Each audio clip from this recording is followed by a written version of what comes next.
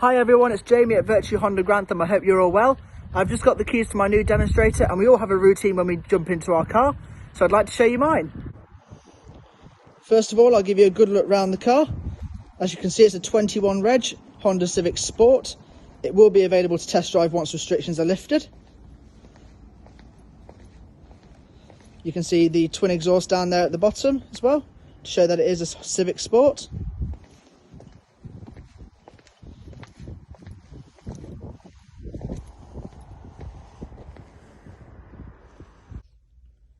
Now the first thing I do when I jump into a car is I get myself comfortable by adjusting the seat. I then put my seat belt on and put my foot on the brake and turn the car on. You'll see on the dashboard the lights will start coming on and it tells me to fasten my seat belt. And once I fasten my seat belt, that light will come off. I have an information button here on my steering wheel to change what I can see on my dashboard. That can be your fuel range, is the one I like. You can also have your satellite navigation on there as well, but personally I like it on the fuel gauge, so I know how far I've got to go until I need to refuel. So once I've put my seatbelt on, I go down to the buttons over here for your electric handbrake, and I always press this brake hold button first, which then you'll see a green light appears just down there where it says brake hold. If I press it again, it'll turn it off.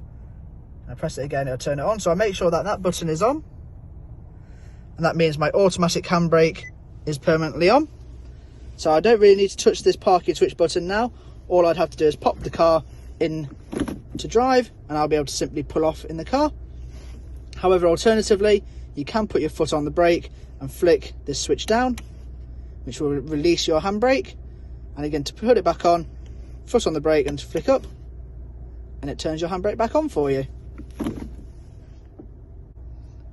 I then go to the screen and hit OK to show that I'm aware that I'm driving. And this will jump me straight to my radio station. Now, if I can change it, you press the seek button and I can find the next radio station available, which is actually one of my favourites. So I'll hold it down on here, which saves the radio station in number 1. Now you do have several other sources on here. So you can have DAB radio, you also have Bluetooth to be able to connect your phone, and one of my personal favourites is this one here, so I can connect my phone via Apple Carplay. So then as I plug my phone into the USB port, you'll see that the smartphone connection comes up as Apple Carplay and takes me straight through to my Apple screen, where I can see messages via Siri, or I've got my phone on there as well. I can also look at my music that I'm currently playing as well and access my playlist through my phone. And I've also got my Apple Google Maps here as well. So there's plenty of things that you can see on there from an Apple screen, and it's very, very easy to use. Now alternatively, I have got the map button on here and also the navigational button here to take me through to my Honda satellite navigation, which again is a very easy system to use. You've got your search bar up here. You can select your home address to be when you go home. You've also got Honda to select your nearest Honda if you ever require it. You see all of our Virtue groups there. Or you can simply type in an address via a town or a postcode. So it is really, really easy to use.